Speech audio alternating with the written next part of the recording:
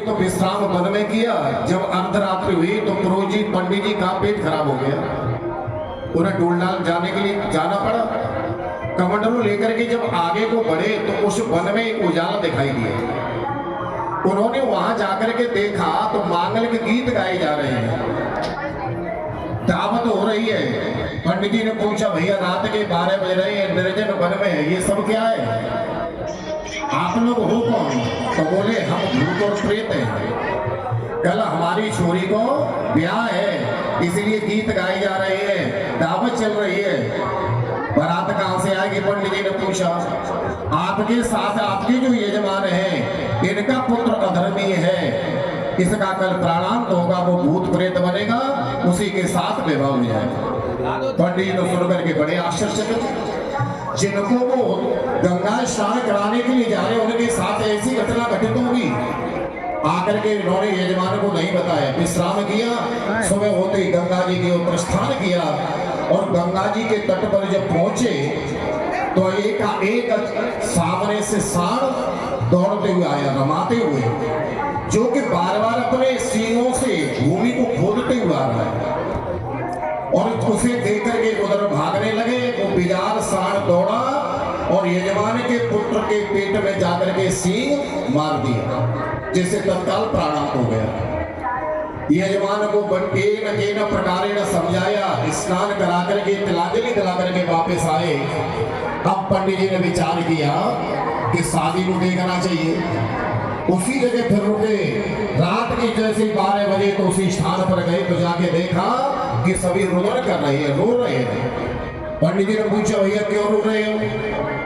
आज तो हमारे जमाने के बेटा के साथ आपकी बेटी को विवाह है ना, तो विवाह के समय क्यों रो रहे हो?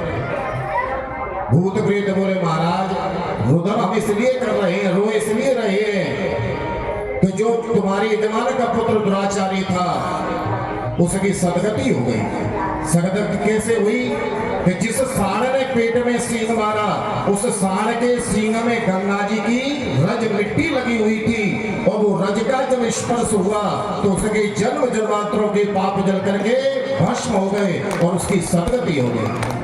कहने का तात्पर्य यही है कि भले ही हम गंगा स्नान न कर पाए, यदि गंगा जी की तलहटी में आ गए, माँ गंगा के चरणों में आ गए और महापुरुषों के चरणों की रज को मस्तक में धारण कर लिया, तो जो स्नान करके आए उनको जो फल मिलेगा वही फल आप सभी को प्राप्त हो जाएगा। ये है महिमा गंगा।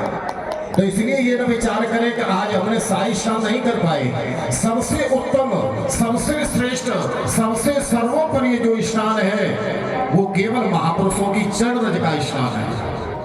हम उसे इसलिए कहा गया रामचरितमानस में कि जे गुरु चरण रेणु सिर धरई, तेजनु सकल विभव बस करई। जो गुरुजनों के चरणों की रज को मस्तक पर धारण कर लेता है, वो सारे वैभवों को सहजता से प्राप्त कर लेता है। संतों की, गुरुजनों की, महापुरुषों की चरण रज का भी इतना महत्व है।